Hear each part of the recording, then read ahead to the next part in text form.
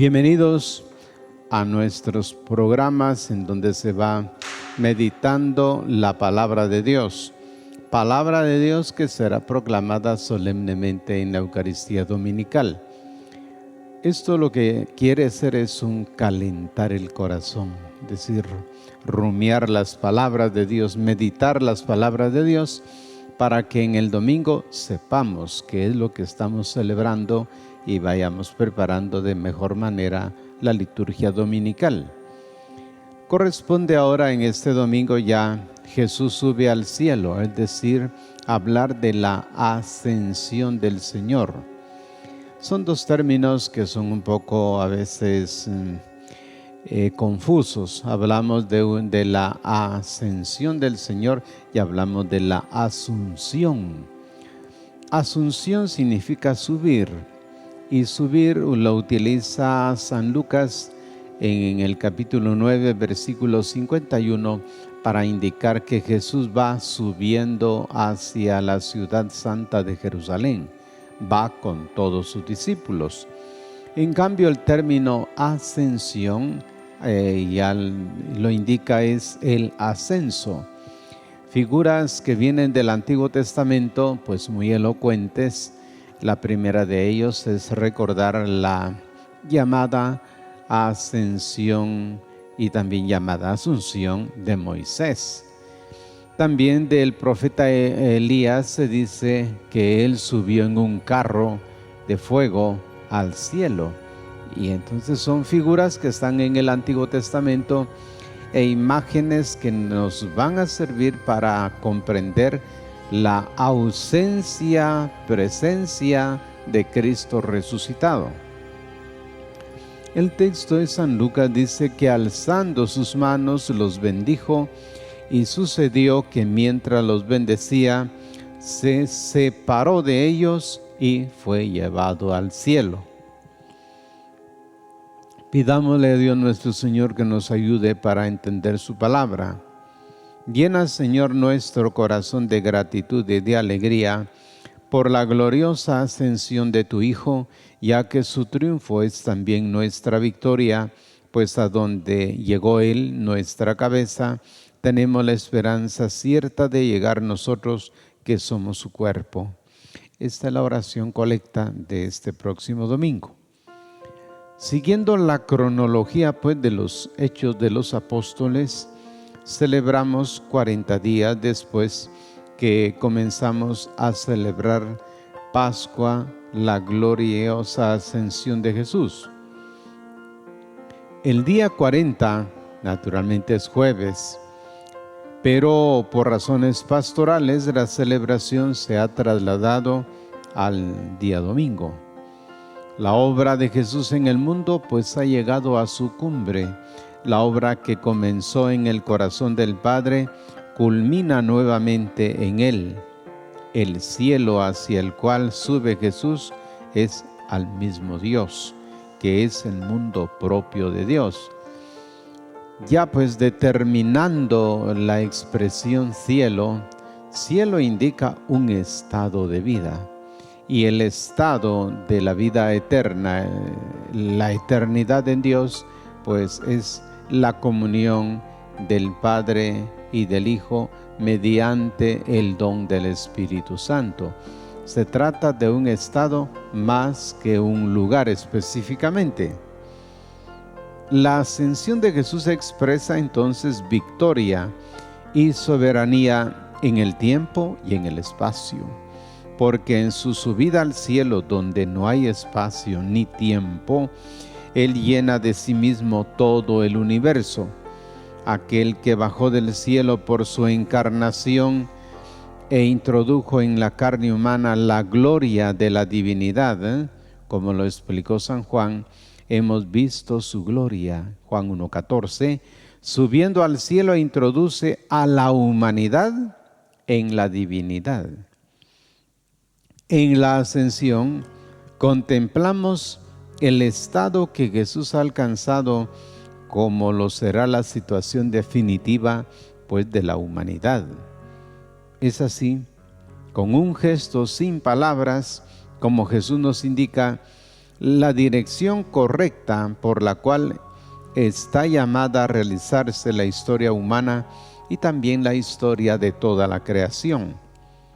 Nuestra meta es Cristo, constituido por su resurrección como nuestro cielo, el punto de convergencia a donde apuntan todos nuestros caminos. Jesús es la plenitud de la vida del universo. Jesús nos ha precedido en la morada eterna y el estado definitivo para darnos esperanza firme de que donde está Él, que es la cabeza y primogénito, estaremos también nosotros, que somos sus miembros. Convocados por nuestra experiencia bautismal, como lo propone el apóstol Pablo en la carta a los Efesios, desde la unidad de la fe de nuestras comunidades, hoy proclamamos con todas nuestras fuerzas el doble misterio, el misterio de Jesús y también el misterio nuestro.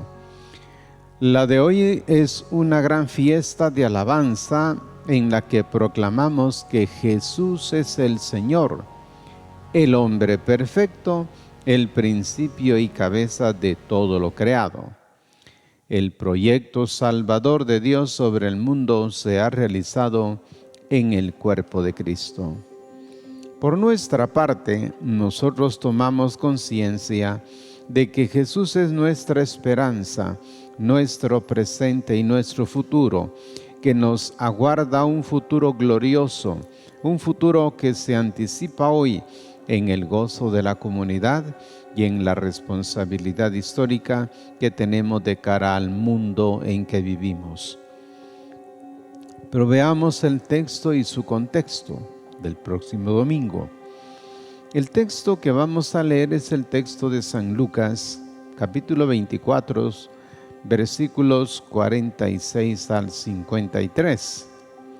Y les dijo: así está escrito que el Cristo padeciera y resucitara de entre los muertos al tercer día, y se predicara en su nombre la conversión para perdón de los pecados a todas las naciones, es empezando desde Jerusalén. Ustedes son testigos de estas cosas. Miren, yo voy a enviar sobre ustedes la promesa de mi Padre.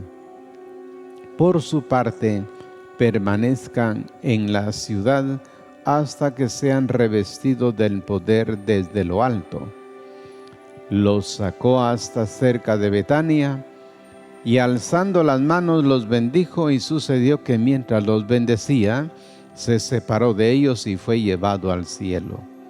Ellos, después de postrarse ante él, se volvieron a Jerusalén con gran gozo y estaban siempre en el templo bendiciendo a Dios.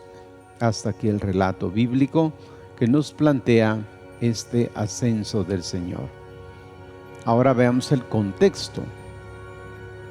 Con el pasaje de Lucas 24, 46 al 53, termina solemnemente el gran día pascual. Desde la mañana de este primer día habían sucedido una serie de encuentros en los que fueron apareciendo los elementos esenciales del mensaje pascual. Hablemos de tres de ellos. El primero, recordarán las palabras que San Lucas escribió en el momento en el que buscan al resucitado. ¿Por qué buscan entre los muertos al que está vivo? No está aquí, ha resucitado. Así escucharon las mujeres frente a la tumba vacía. La afirmación de los apóstoles: es verdad, el Señor ha resucitado y se ha aparecido a Simón. Proclamaban esa misma tarde en Jerusalén los apóstoles. Ahí mismo llegaron los peregrinos de Emaús para contar lo que había pasado en el camino y cómo le habían conocido en la fracción del pan.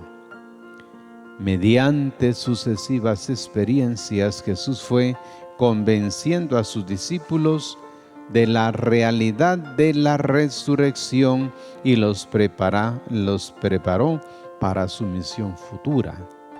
En el momento de la despedida, con palabras y con el gesto de la bendición, se retoma ahora todo lo esencial acerca de Jesús y de los discípulos. Los últimos instantes son pues inolvidables. Jesús ya no estará presente en medio de sus discípulos en forma visible. Recordemos el Evangelio del domingo pasado, sino que continuará presente a lo largo de sus caminos. Se hará continuamente pues el huésped de honor en las cenas. Su voz se hará sentir en la interpretación de las Sagradas Escrituras, puesto que en él han alcanzado pues la plenitud.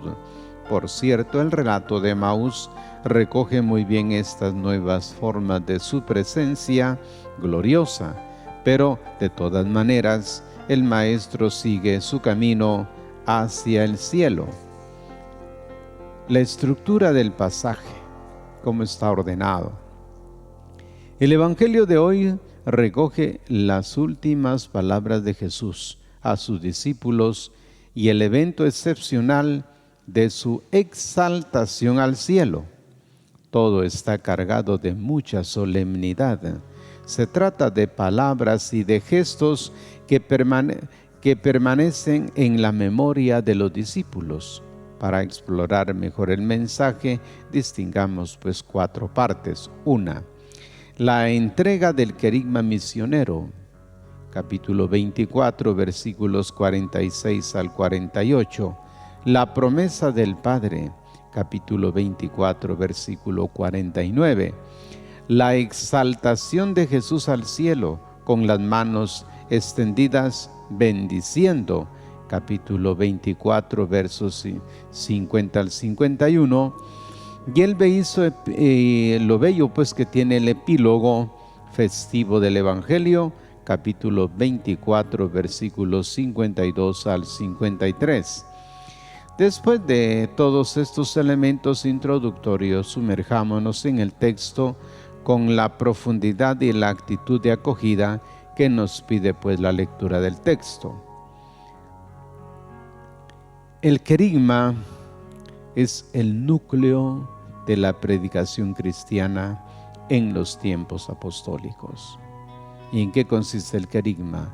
El gozoso anuncio, sí, pasión, muerte, pero sobre todo la resurrección gloriosa del Señor.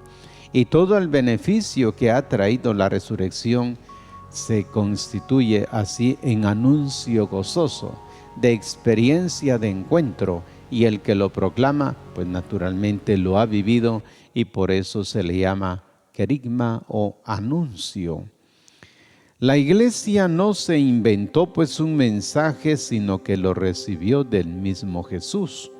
Este mensaje atañe al sentido de su obra de salvación en el mundo, el dinamismo de la vida que introdujo en la historia humana por su muerte y resurrección. Este mensaje tiene toda la fuerza suficiente para transformar todo y a todos desde el fondo. Es anunciado por personas que han hecho la experiencia de él. El mensaje central es el anuncio de la muerte y de la resurrección del Señor. Con la muerte y la resurrección de Jesús queda completo el contenido del mensaje que los apóstoles deben proclamar a todos los pueblos. Así está escrito, que el Cristo padeciera y resucitara de entre los muertos al tercer día. El camino salvífico de Jesús ha sido recorrido en su totalidad. Por esta vía entró en su gloria. Ahora todo hombre está invitado pues a recorrerlo. La manera de recorrerlo es mediante el itinerario de la conversión. El anuncio es el nombre de Jesús. Y se predicará en su nombre. Esto es, en el testimonio de Él, a partir de todo lo que se manifestó a través de su obra y de todo su camino hasta la cruz y la resurrección. el anuncio de la eficacia del perdón. Es la conversión para el perdón de los pecados. Mediante la actitud de apertura al Dios con rostro misericordioso que nos busca con afán, característica fundamental del ejercicio de conversión, allí donde se cruzan los caminos de Dios con los caminos de vuelta a casa trazados por Jesús a lo largo del Evangelio. El poder de la muerte y resurrección de Jesús se hacen sentir al interior del pecado del hombre y alcanzar el perdón. Todo el amor del crucificado se vacía al interior del hombre, que le abre espacio a esta poderosa semilla que el resucitado hace presente con el don del Espíritu. El anuncio para todos los pueblos. A todas las naciones, dice, desde Jerusalén irradia esta nueva palabra de Dios para todas las naciones del mundo. Mediante el perdón de los pecados, Jesús atrae a todos los hombres a la comunión con Dios y a generar desde la alianza con Él el proyecto de fraternidad y solidaridad que le dan una nueva orientación al mundo. Comenzando por la comunidad madre de Jerusalén, todos son atraídos para este proyecto comunitario. Nadie podrá ser excluido del anuncio, nadie podrá autoexcluirse. Son portadores pues del mensaje, son ante todo testigos. Jesús dice expresamente: ustedes son testigos de estas cosas.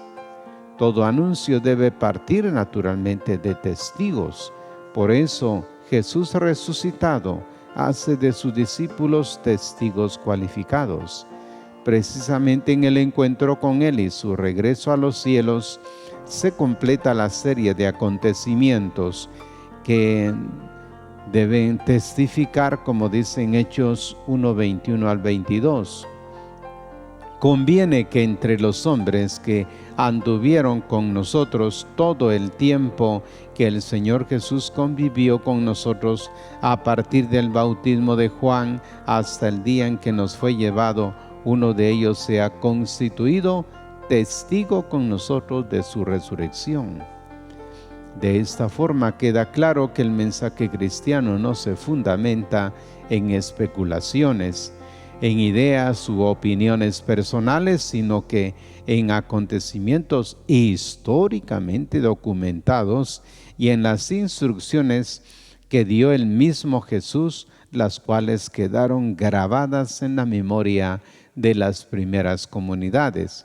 Por lo tanto, el testimonio solamente puede provenir de quien ha hecho el camino con Jesús y de quien, sabiendo comprendido su obra, también puso su mirada pues en el destino de Jesús. Se trata de testigos que han abierto los ojos y han visto en medio de la oscuridad de la cruz el camino que conduce a la gloria del Padre. Los evangelizadores serán entonces ante todo testigos dignos de confianza y auténticos servidores de la palabra. Su testimonio tendrá que llegar hasta los confines del mundo. Por eso la promesa del Padre: miren, yo voy a enviar sobre ustedes la promesa de mi Padre. Por su parte, permanezcan en la ciudad hasta que sean revestidos de poder desde lo alto. Viene pues ahora la promesa de Jesús, que en realidad es el cumplimiento de la promesa del Padre. ¿Cuál es la promesa? El envío del Espíritu Santo. Espíritu en los momentos difíciles de la misión. Sin duda hay también muchos textos del Antiguo Testamento que van haciendo ya la alusión a la llegada del Espíritu Divino. Por eso estos apóstoles van a ser revestidos con poder. El poder es la palabra parresía en el Nuevo Testamento, que indica la fuerza con la que Los predicadores han de decirle al mundo la verdad revelada. Así que la exaltación al cielo con las manos extendidas, que dice el texto al final, los sacó hasta cerca de Betania y alzando sus manos los bendijo. Jesús realiza las últimas dos acciones sobre sus discípulos. Los saca, los bendice con las manos en alto. El término sacar está relacionado con la acción de Dios con su pueblo, conduciéndolo pues en el Éxodo. El Señor resucitado sintetiza con este gesto y en clave pascual lo que ha hecho con sus discípulos a lo largo del Evangelio. La mirada de Jesús desde Betania, dice, al lugar donde lo saca, nos remite a la gran celebración de los discípulos cuando la entrada triunfal de Jerusalén, ahí fue el punto de partida de la procesión festiva que proclamó a Jesús como Rey y su señorío, paz y gloria en el cielo, que se cantó pues justamente en el día del Domingo de los Ramos. Pero la bendición es lo último que nos queda por decir. Jesús sintetiza toda su obra, lo que quiso hacer con sus discípulos y por la humanidad, pues en una bendición. Así sella el gran amén de su obra en el mundo. La bendición de Jesús permanecerá con los discípulos, los animará a lo largo de sus vidas y los sostendrá en todos sus trabajos. Finalmente, los discípulos fueron recibiendo la bendición del Maestro y se separó de ellos. ¿Por qué? Porque ellos continuarían su obra. Hoy somos nosotros, somos los evangelizadores y quienes han hecho la experiencia del seguimiento de Cristo, su pasión, muerte y resurrección. Ahora somos constituidos en los proclamadores como testigos de la experiencia del resucitado. Gracias por su atención y estén atentos al siguiente domingo que estaremos preparando el material para celebrar pues Pentecostés.